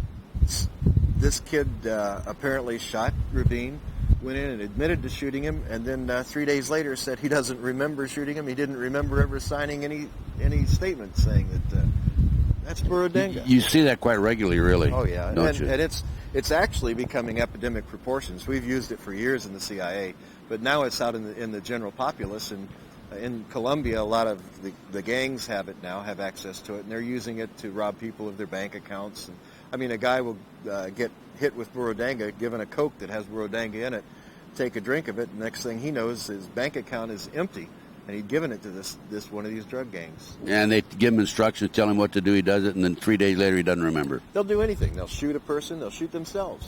They'll do anything you tell them to do. What about drugs that the CIA uses to induce heart attacks and death? Those are usually two-part poisons, compounds, so that they're not connected to a poison. We can, to ensure that a person gets the first portion, we've gone in and, like in an embassy in one part of the world, we would put it in a punch so that most of the people are dosed with the first part of the compound, and then you have about 3 weeks before the second part of the compound has to be given to the target, and then that's the first gets into the muscles and in the heart, and it'll show up only as a compound. Once the second comes in, it'll show up in the blood only as a compound, but it actually induces a heart attack. People actually die of a heart attack, and that's why the coroners always report these as heart attacks, because it's really a heart attack, and there's no poison that shows up. It would only be a compound in the body. Chip, is there any other particular areas you'd like to discuss before we conclude the interview? I don't think so, Ted. I think we covered it pretty well. We have said quite a bit. There was one other area I want to ask you about in conclusion then. What about Jupiter Island and the New World Order plans? In the 1980s and 1990s, I was tasked under the Terrorist Incident Working Group to a unit called the Operational Subgroups. Many of our meetings in 89, 90, 91 were held in southeast Florida on Jupiter Island, in a briefing in a home of an affluent woman, and we held our briefings there. Those briefings would normally follow the G7 conferences and summits, and the reason it would normally follow that is because at that time, remember I said we were working as an international group, not necessarily just U.S. Intelligence officers.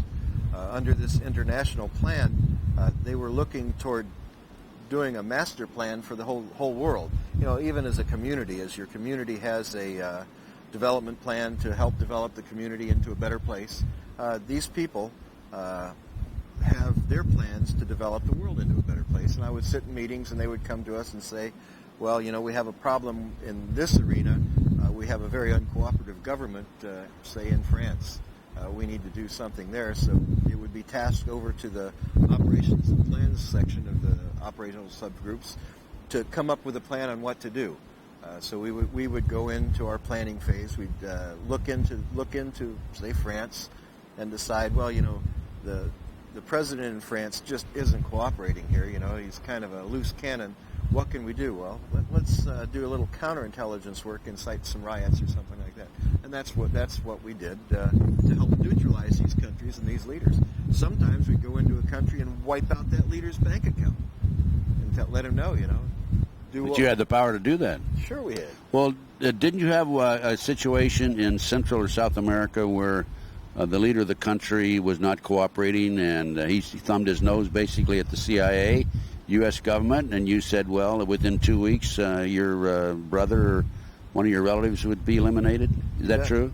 Daniel Ortega, the president of Nicaragua. We didn't have to pose that whole war down there to get him to have elections. All we needed to do was neutralize him, and we knew that all along. We went in. We told Ortega, "You're going to hold free elections within, and you need to announce that." He said, "Well, I'm not going to do it." So our emissary came back and told us he's not going to do it. We sent him back down. Once it was given to the subgroups, we sent him down and told him to tell Rafael, or tell him that Rafael's going to die in 2 weeks. Rafael was who? His second cousin. Okay. Good friend of his, one of his best friends. And so he put thousands. He put him in a compound. Was protected by a large contingency of troops. But on the day that we told him he would die, he died. You want to say how he died? Rocket fire. In a car? Well, no. In the compound, it was rocket fire, but we also had people on the ground there too. So whether it was rocket fire or whether it was a bullet to the head, Well, now Jupiter, there wasn't enough left to tell. Unfortunately, now Jupiter Island. Who were? Let me qualify. Okay. Within 2 weeks, Ortega announced that there would be free elections in that country because he was next. Right, and you told him that. We told him. How about going back to Jupiter Island? Who attended these meetings in Jupiter Island? Had quite a few big names in those, and I'll talk about a couple of those, but I won't go beyond that because I like talking. I like breathing. I like eating. No matter how good my insurance is, I know that there are some people you never talk about. Right. So I won't.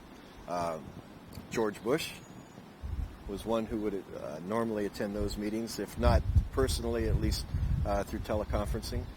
An additional member that was always there was the man who still commanded me in these operations and who actually recruited me into black operations. His name was Bill Colby. Who's now dead. Who's now dead. Mysterious death. When I walked away, I was told you don't just walk away, and I believe he walked away too, and that's why.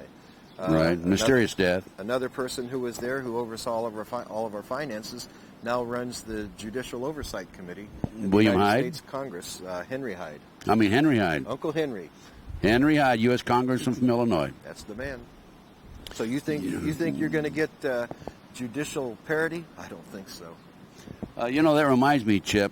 I have some other names I could run by you, but I won't put you on the spot, okay? I appreciate that, Ted. Let's see. He's a man. I'm not going to call him. I met him in the White House myself on one occasion. Not General Haig, but somebody else. Let's see. That was 1973 for me. I had another thought that I wanted to bring up, and I'll remember it down the road. Well, here. you had asked me earlier what I'm doing these days, and let me tell you what I'm doing. Being a spook by trade, you can't just walk away. You can't just give it up. And you asked me what I'm doing on your radio show. What are your plans? And right now, I'm working as the two-county coordinator for the American Red Cross. And the reason I'm working as a two-county coordinator in Florida for the American Red Cross is it gives me the opportunity to interface directly with probably one of the darkest organizations the United States has ever seen, and that's FEMA. Oh, we know about FEMA. So I've been able to effectively infiltrate FEMA. I'm the person who deals directly with them in all issues and sit in meetings with them. And little did they know that they had a spook in their midst. They know it now. Yeah, they know it now. I told them last week in my last meeting with them. Well, then you have some pretty good information, I think, don't you? I waited till I got what I needed, and then I put it on the website. I did a big article on the website, exposed what they have going, how they effectively hope to take over. The big thing with FEMA is that if the United States ever goes in to martial law, which can be put in place any time now because of Clinton's recent filings under the National Security Executive Act. Orders. Right. Since he's declared a national state of emergency already, all he has to do is have a nuclear, biological, or chemical threat active, and he can declare martial law. That's going to be pretty easy if he pushes Saddam into blowing up a biological, or if he shows the United States that there are people here, factions here, trying to do that, like they just tried to do with Harris. he can then effectively declare martial law. If he does that, though, the people who really take over the country and run things is FEMA. So you have to make sure, and I don't know that James E. Witt, the current head of FEMA, is one who goes along with this plan. He just, in sitting in our briefings and everything, he's just not one that's going to do it. So, well, didn't they replace him, or aren't they replacing him? So quietly, last fall, they opened some offices in Washington at FEMA headquarters and brought their Region 6 administrator, a man named Raymond Buddy Young. Oh, we mentioned him earlier, right? Bill Security Clinton's officer. Security chief. That's right. Is taking over FEMA. Well, we'll see what happens in the future. Of course, we know FEMA is Federal Emergency Management Agency, and they have they take precedent over all law enforcement, federal and local, And in the event of and military in the event of a national emergency. That's What a very clever plan devised by. That was originally set up by Bush, wasn't it? Yeah, it actually came from years ago. And if folks would ever want to go to the website and read that article, it's available there. It's called FEMA, the Dark Underbelly. What's your website? It's if they'll go to www.2.net and then just click on the Black Ops at the bottom of the page, they'll go right to the website. What about prison camps? You had information about prison camps. When we would fly cross country in Black Ops, in Special Ops, we would normally RO in at different areas. Nellis Air Force Base was one. A lot of military bases where they have large encampment areas that are built. We would RO in. We'd stay in those encampment areas. High security encampment areas. No cargo inside. They aren't built for cargo. They aren't built to store things. They're built for people. What they intend on doing with that, I don't know, but they're in place. How many prison camps would you say? I know of 5 or 6 that I saw. I also know that the United States Bureau of Prisons is in the process of acquiring land across the U.S. In Coleman, Florida. They just acquired 1,200 acres for a prison, and they don't need near that for a prison. That's a big area. Well, they already have a prison, federal prison in Coleman, Florida. Yeah, that's correct. There's a political prisoner there named Michael Reconnaisuta, who I'm in contact with regularly. Right. Ex-agency also, by the way. In Texas, there are 8 prisons that have been built in recent years. They are staffed, but there's no inmates there. Mm-hmm. Is that the case in the prison camps that you were in? Yeah, they were staffed with security, just skeleton crew security. But no inmates? No inmates, no. Watch out. Be careful. It's right around the corner, it looks like. And I don't prefer the word inmates. I prefer the name prisoners or convicts. If you're convicted, you're a convict. If you're not convicted, you're a prisoner. Is there anything else you want to mention about FEMA?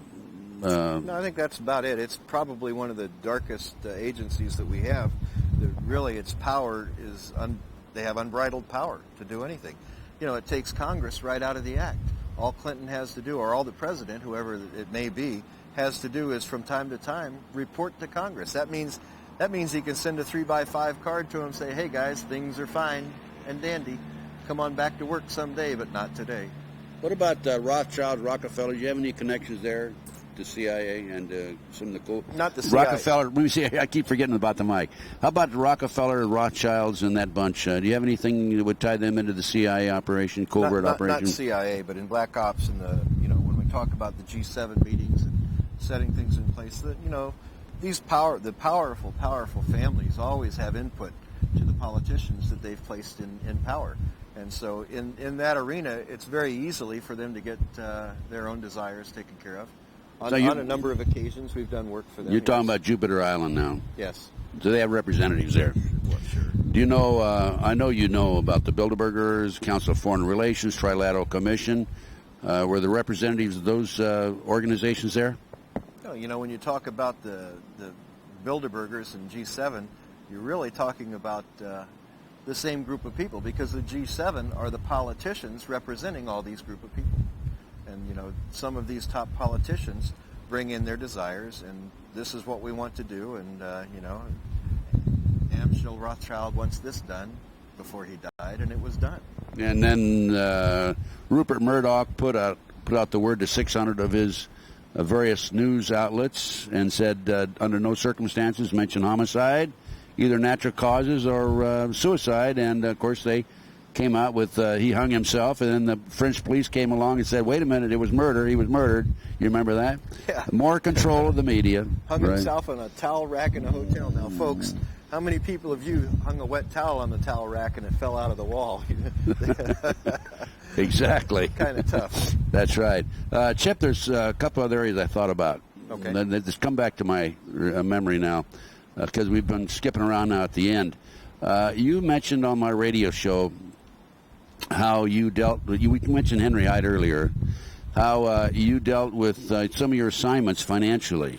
You want to go into that? You had an attorney in Northern New York, and you could walk into certain banks, and on your signature, you get $250,000 without any difficulty. Well, in the earlier years with the CIA, all of us understand. I think a lot of us have seen the movie Air America, how the CIA would set up they're called proprietary companies. We learned early from those efforts that we could do that in the Black Ops arena also. Working for the operational subgroups, we would set up what's called proprietary companies. We have trusted attorneys across the nation and around the world that will set up these proprietary corporations as an everyday business, so that we can work an intelligence operation out of who knows, you may be sitting in the Xerox Corporation, and it's not really, not that that's it. However, I will say the Wilson family was heavily involved with us in the upstate New York area, and that's the Xerox family, in seeing to funding. We would set up businesses to see that uses covers so that we could provide operations. In upstate New York, we did it because we were working that border area in Canada, bringing weapons and personnel across the border covertly. Into the Indian reservation? There, we use the Indian reservations on occasion because it's a federally protected area. But normally, I just fly low level under radar. It's a non-radar environment, practically. So I just bring personnel and equipment across as needed. Both ways. I take people out of the country and bring people into the country. What they did with those people, I don't know, but some of them were pretty top. Well, you know their identity too. Right. So you talking about bringing foreigners in? Right. From other countries, of course, from Europe, et cetera, where they were secretly bringing them in. Where? Meetings in Washington? Sometimes we were bringing in some pretty famous criminals to meet with people too. Mafia? From overseas? From overseas. People that we thought were gone for years and years that we'd bring in for meetings. They're just in sanctuary somewhere. Let's go back to did I state it properly when I say on your signature you could pick up $250,000 cash? On my signature, $250,000. It was set up by an attorney out of Rochester, New York, who was a company man. Is he alive today, the attorney in Rochester, New York? No, he died. Heart attack? I don't know. But he's no longer with us. He shouldn't have had that punch. No, I will say, though, that he was ill, even when he was working with us. But I had a $250,000 line of credit. I could walk in, and the reason we had that is these missions, they're not cheap. You have to hire your assets in, and I would have to pay men from $25,000 to $50,000 per mission to work for us, and that's how it was done. It was done with cash. We don't no say paper trail. Where's your checking account? Here's your at the end of each month. They didn't get a what's it called, a pay stub showing them their withholding and everything. No, yeah, no IRS problem. At least that way, right? That's what I love about the media. You read about black operations, and the media always wants to say, "Well, I want to see your pay stub from that." Well, these guys are just about brainless. I don't know any other way to say it. And now speaking of Henry Hyde, we talked about him earlier. He was the one that kept track of your $250,000 withdrawals. Well, he set up the account and got the line of credit for us. And he could do that because he was heavily involved in the banking industry. Where the guarantees for that money came from, I don't know. But I know that they always had to have a participating banker in the bank that we used. And this particular banker was one of the vice presidents of commercial lending. So, Chip, let's go back now. And you were asked to coordinate an operation against a fellow American at one point, and that's when you, according to your previous interviews with me on the radio, decided you had enough. Tell us about the meeting that you attended where you announced that. Well, Ted, this was simply the final straw. I had been asked on numerous occasions to participate in operations against American citizens. From the time I joined the operations subgroups in '86, they targeted U.S. citizens, they targeted foreign citizens, and in the intelligence community, fair game for us, our targets were what we thought of as criminals, intelligence officers, and politicians around the world that we target to influence outcomes of certain things. But when they started targeting U.S. citizens, having been a target at one time myself in Vietnam, I was a target. You're a little sensitive then. I'm very sensitive when it came to that, and I told. Not to mention when they targeted Nancy. Yeah, that's right. That was it. I'll tell you. That brought that my is, wrath. that's it, right? When okay. when I was and good asked, for you. Huh? When I was asked in '92 to see to it that Ross Perot was neutralized, and when I say neutralized, it means that we could intimidate him, we could coerce him, which is a little stronger, more strong-arm tactics, or we could terminate him. And the man who actually gave the order to do that was George Bush, the President of the United States. And this was in a meeting you attended. It was in Jupiter Island. He wanted Ross Perot neutralized. I went to a friend who's a federal officer. I walked out that day. I dropped a tape on the table. It had been my insurance policy, and I so that they could see what I had, I let them know, this is what I have. If I die, it'll come forward. Now, you're in a meeting, and you said, I've had it. This is enough.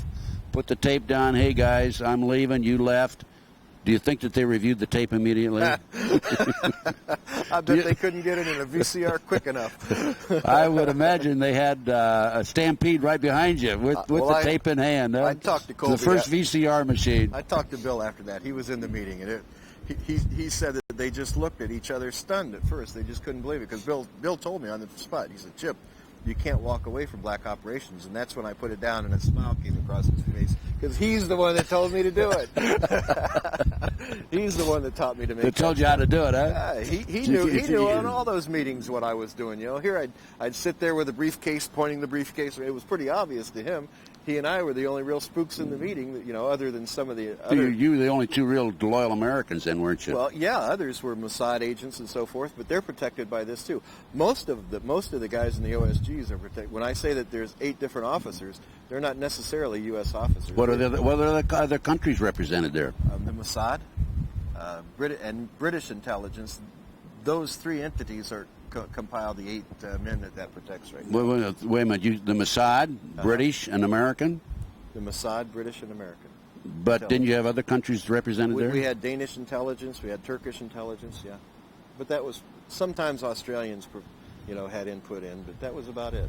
Well, I think they had Australians because they could shoot over to China pretty quick. I have good information that the CIA was responsible for let's say, eliminating one of the Australian forms of government and bringing in their own people. Do you remember that? Yeah, I remember that. Yeah, I have some other contacts of my own that have told me that before.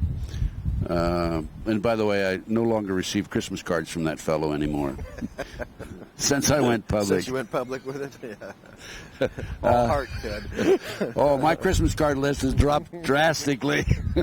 It went from like that down to about like that when you stack the cards one on one. But I don't worry about that. Neither do you. No, because we know we're doing the right thing. Chip, there's some other questions I wanted to ask you. Chip. Hey, wait a minute. How do I know you're telling me the truth? Because you like me, Ted. Now, I hugged Nancy, but I'm not going to hug you. No, Chip, what I'm telling you, the answer I want to that is... I can give you an answer. I know you can. That's why I asked it. Okay. Tell me. Tell them. I'm telling the truth because I have it documented. You don't have to take my word for it. It's documented. It's not only documented in the documents here, it's also documented in federal documents. It is. Court case. Tell us about that. There's a federal trial that took place. During that federal trial, the SEPA briefing, everything was put in place. There are transcripts to that available to the public. All you have to do is do a filing, Freedom of Information Act filing, but you really don't even have to do that. You can walk right into the federal courts in Tampa, Florida, pay your $25, to the clerk and get copies of it without even putting a filing in, because that judge made sure that that SEPA briefing wasn't classified. Chip, you're the only you don't have ex-CIA. You're the only CIA agent that I've known, and I've known a few of them through the years, who can come forward and say, it's documented, the CIA admits that I worked for them. That's in that document, right? It's in the document. Yeah. Now, never a denial on the government's part. Now, can somebody call Washington, D.C., a certain number and say, Sure. Is Chip Tatum, or was he an employee of the CIA? Who would they call? Doyce Gene Tatum Jr., just call the personnel office at Langley. On the documents is my Social Security number at Tampa. You can get the Social Security number. You can actually get the case number from the court and use that and find out if I was an employee. Okay. It's pretty cut and dry. There's no denying who I worked for. No, yeah, right. Okay, but you're the only the one. only thing that they can deny is what I have to say. But they always deny it, or they say sure. we have no record, and the CIA agents are not allowed to even identify themselves as CIA. Let's face it. Well, and that's law. That's by law, right? That's by law. Yeah. Sure. So but some guys because this federal judge made this ruling, it's not. And law. some guy goes around saying I'm a CIA agent, don't believe him. Yeah. No, Isn't that right? That's right. And I've heard of this. Okay.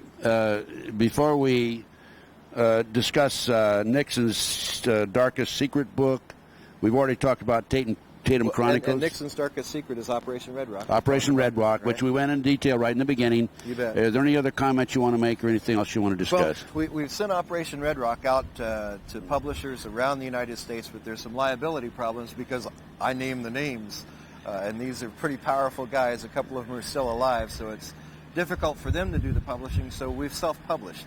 But the remarks that I get back from everyone, including Hollywood, is this is one of the best reads we've ever had. Oh, are you kidding? Really, what a great movie. Exciting book. Yeah, what a great movie. So we do have someone who's willing to go forward with a movie on Operation Red Rock now, but we're going to have to fictionalize it a little bit so that there's not that liability. Are you going to have a movie of it? Yes. Oh, great. Yeah.